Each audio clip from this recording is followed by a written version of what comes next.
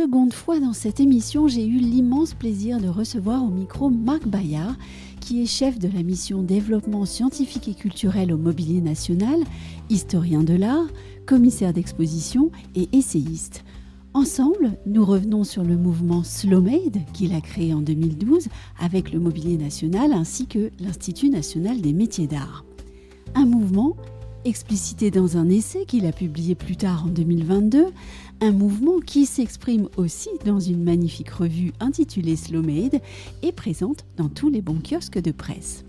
Le mouvement Slow-Made, son message et ses prises d'acte pour une création faite avec le temps nécessaire nous paraît aujourd'hui essentiel, nous qui sommes confrontés au changement soudain du monde. Voici donc Marc Bayard pour en discuter avec nous. Marc Bayard, bonjour. Bonjour. En 2012, avec le Mobilier National et l'Institut national des métiers d'art, vous avez créé le mouvement Slow-Made en vue de la promotion des métiers du savoir-faire et de la création. Pourriez-vous peut-être, pour commencer, dire ou bien rappeler à nos auditeurs ce qu'est le mouvement du Slow-Made ? Alors le Slow-Made, avant tout, il faut bien la définir comme une éloge du temps, non pas une éloge de la lenteur. Oui. Nous avons traduit Slow-Made par fait avec le temps nécessaire. Donc ce n'est pas une question encore une fois, de lenteur, mais comment apprécier cette temporalité longue, cette temporalité cyclique. Et je le rappelle, aujourd'hui, ça paraît un peu plus évident, mais il y a 10 ans, absolument pas. C'était quelque chose d'assez décrié. Quand on a lancé, tout ce qui était lent était assez péjoratif. Aujourd'hui, avec un certain nombre de crises qu'on a vécues, on réapprécie ce temps long. Donc en fait, c'est un éloge du temps, évidemment, du temps court, bref, ou long, ou pas. Et c'est un peu un autoportrait, puisque j'ai mis quand même à peu près une quinzaine d'années pour me trouver, en faisant différents métiers, différentes recherches, en ayant fait du droit, de l'histoire de l'art. Donc quelque part, à un moment donné, ce temps long qui était totalement antinomique avec l'esprit des concours, l'esprit de cette époque-là, en fait, c'est aussi une manière à moi de me trouver dans cette explication du temps long. Encore une fois, pas de la lenteur, c'est vraiment essayer de se valoriser par cette temporalité longue. Vous avez dit que à l'époque, donc en 2012, ce mouvement a peut-être été décrié. Pour ma part, l'idée de créer un mouvement du Slow-Made, c'était en fait avant-gardiste. En tout cas, l'idée paraissait alors tout à fait moins évidente et moins claire qu'à la sortie de la crise du Covid, par exemple. Alors, il n'était pas décrié. Oui. Au contraire, il y a eu un immense succès, critique en tout cas, et même je crois qu'un certain nombre de personnes ont entendu parler. Mais c'était plutôt la question de la lenteur qui était un peu, non pas critiquée, mais vue. Interrogée. C'était pas considéré, valorisé. Et en fait, le Slow-Made s'inscrit complètement dans un mouvement de contestation du slow food italien, créé en 1986 par Carlo Petrini, qui se battait contre le fast-food et qui a réagi en disant mais pourquoi manger rapidement quand on peut manger avec le temps, en fait, dans une forme, là oui, peut-être de lenteur et d'appréciation. Donc en fait, c'est une manière surtout de reconsidérer fondamentalement notre culture. Là aussi, j'aime bien faire comparer. On a deux grandes manières de concevoir la notion de croissance, la notion d'enrichissement. Soit une vision très spatiale, en gros presque animale. On mange l'autre, on mange le territoire de l'autre. Et ça, c'est une mode de croissance qui a toujours existé et qui existera certainement toujours. On le voit bien avec l'actualité. Mais il y a aussi une autre manière, et ça, c'est Xavier de Bézère qui m'avait évoqué cette idée. Il y a une autre manière de concevoir les choses qui n'est non pas animale, mais qui est végétale et qui est peut-être apparemment plus immobile, mais qui est plutôt dans les profondeurs temporelles, ce qu'on pourrait appeler les racines, mais qui va irriguer le présent, qui va irriguer la futée de nos vies. Et donc c'est cette comparaison qui m'intéressait beaucoup, et je me suis dit, là, en Europe, et dans les cultures les plus anciennes, on a une immense capacité de richesse et de développement, parce que c'est dans ces temporalités fixes qui sont en nous qu'on va trouver toutes nos richesses. Et en 2022, alors pour les 10 ans du mouvement, vous faites paraître un essai qui est intitulé Slow-Made, manifeste du geste humain. Que voulait dire ce livre à ce moment-là, 10 ans plus tard ? Il a un double enjeu. Il a un enjeu, j'allais dire, intellectuel. Au bout de 10 ans, faire un récit de ces 10 ans et où j'en étais. Et c'est un enjeu plus personnel, parce que c'est la première fois que je sortais d'une écriture universitaire, puisque j'ai un petit passé de publication. J'ai commis pas mal d'ouvrages collectifs et personnels plutôt académiques. Et là, l'enjeu, c'était aussi de sortir de cette gangue qui m'enfermait pour une écriture beaucoup plus libérée. Donc ça avait cet enjeu aussi. Et du coup, de fonder ce que j'ai appelé un discours critique des métiers d'art. Discours critique au sens 18e siècle, c'est pouvoir apporter des thématiques qui soient à la fois en résonance avec moi, évidemment, parce qu'on parle que jamais mieux que de soi-même, mais aussi avec toute une période, toute une époque, et notamment dans la réévaluation du temps, certes, mais aussi, et maintenant on en prend conscience, du réel. Je crois qu'avec le Covid, le réel nous a explosé à la figure.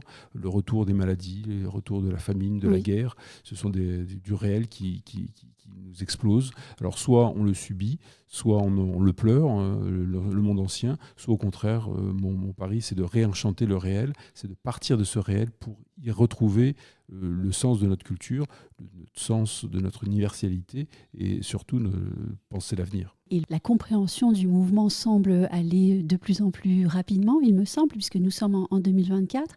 Je pourrais vous poser la question de savoir où en est le slow made, mais à la page 48 de votre essai, vous l'écrivez, vous dites « Le faire conquiert ses droits », en particulier dans une logique de transition écologique, où la question de la source de la production et de la fabrication retrouve une signification de plus en plus grande. C'est ce que je disais un peu précédemment, c'est-à-dire on est face à un changement cataclysmique, dans tous les sens du terme.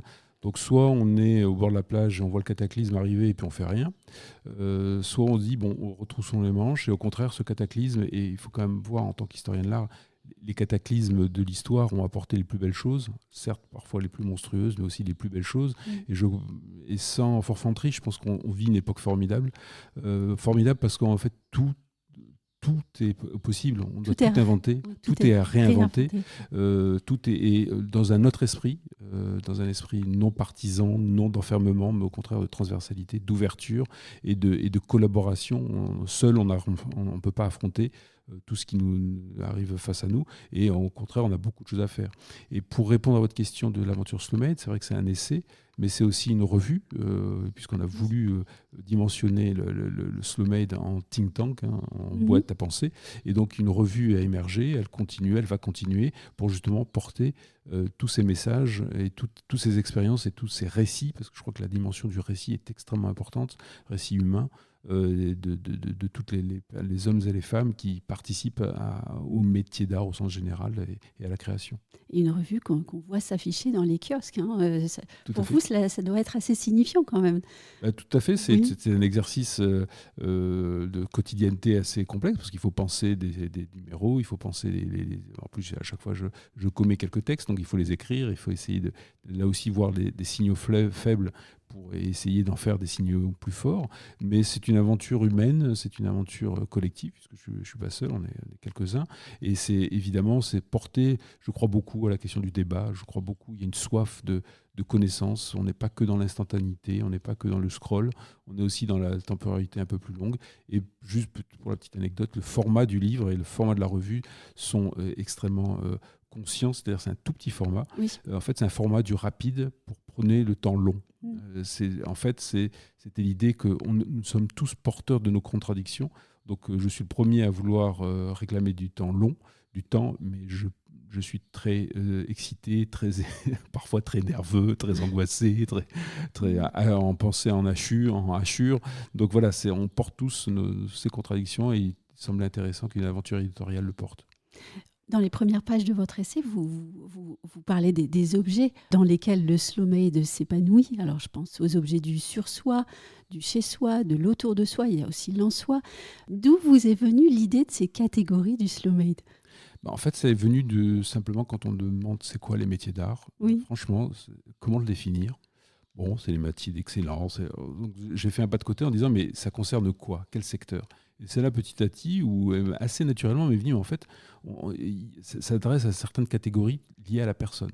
Donc, tout ce qui est le sur-soi, c'est le vêtement, la joaillerie, la maroquinerie, les parfums, tous ces éléments qui concernent la personne. Le chez-soi, c'est tout ce qui concerne la décoration mobile et immobile. Décoration intérieure, mais les décorations de bateaux, d'avions et autres. Et autour de soi, c'est des choses thématiques beaucoup plus transversales qui sont liées à l'urbanité, à tout ce qui est design urbain ou tout ce qui est problématique plus large. Et le quatrième élément, qui a un pas de côté, le en soi. Tout ce qui est gastronomie n'est pas, je ne l'ai pas trop mis dans la question du slow made, mais c'est intéressant puisque là aussi on l'oublie, mais tout ce qui est gastronomique est à 2 siècles d'avance. Les réflexions, tout ce qui est autour de la production, là on le voit bien avec l'agriculture aujourd'hui, les problématiques agricoles, donc tout ce que l'on mange en fait pose des problématiques sociétaux extrêmement importants. Est-ce qu'il y a une coloration freudienne à ces expressions ? Peut-être. Je ne suis jamais allongé. Donc peut-être. En tout cas, si c'est freudien, probablement. Mais c'est surtout poser la question de l'humain au centre. Au centre, mais non pas seul, mais centre en interrelation.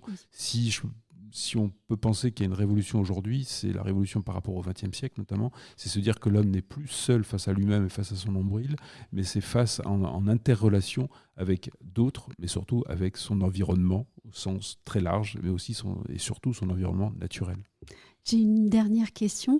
L'objet valorisé comme étant du slow made, cet objet-là, est-ce qu'il n'est qu'un fantasme d'intellectuel ? Ou bien est-ce que réellement, selon vous, il a une chance de s'épanouir, de venir se réinstaller durablement et de façon massive au cœur de nos vies et de celles de nos enfants ? En tout cas, je souhaite à tout le monde d'avoir un fantasme du temps long, pour certains moments de leur vie en tout cas. Je ne sais pas si c'est un fantasme, mais je crois surtout c'est une prise de conscience qu'on ne peut plus aller dans la direction dans laquelle qu'on a eu au XXe siècle. Le slow made, je ne suis pas un prophète, je ne dis pas que c'est la vérité, loin de là. Au contraire, quand des gens me disent qu'ils ne sont pas d'accord, tant mieux, je rentre entre guillemets en bataille. Je crois plutôt que c'est ce qu'on appelait au XVIIe siècle une horizon d'attente. J'ai travaillé sur le décor de théâtre, et le théâtre, on appelait ça une table d'attente. Je crois que c'est une très belle expression, le table d'attente, c'est-à-dire que c'est un endroit, c'est une table d'attente, c'est une page blanche sur laquelle on va dessiner des choses, on va dessiner des projets, et je le vois qu'on soit plutôt comme un lieu de réflexion, d'éveil pour nous tous, et du coup d'action, parce que l'éveil, la pensée sans action, j'y crois pas trop, il faut agir, mais agir toujours en bonne intelligence et en interrelation avec tout ce qui nous entoure. En tout cas, moi, j'encourage nos lecteurs qui sont professionnels de l'immobilier à aller lire votre livre. Et puis, on parlait en commençant cette émission des usages. Donc, les usages, c'est un terme que les professionnels de l'immobilier utilisent quasiment tous les jours désormais. Il faut peut-être aussi faire un pas de côté et puis aller vous lire. En tout cas, oui, merci. Et en tout cas, les usages de l'immobilier sont en plein dans la question du savoir-faire, puisqu'aussi bien les savoir-faire de la construction que les savoir-faire de la décoration, on compte beaucoup sur les agents immobiliers et sur l'immobilier pour faire vivre des milliers de personnes derrière, puisque produire du meuble, ça veut dire beaucoup de choses derrière. Et c'est surtout, on l'oublie, c'est produire du confort et produire du beau. Donc les maisons, les immeubles sont des réceptacles de beauté. Merci beaucoup, Marc Bayard. Merci à vous.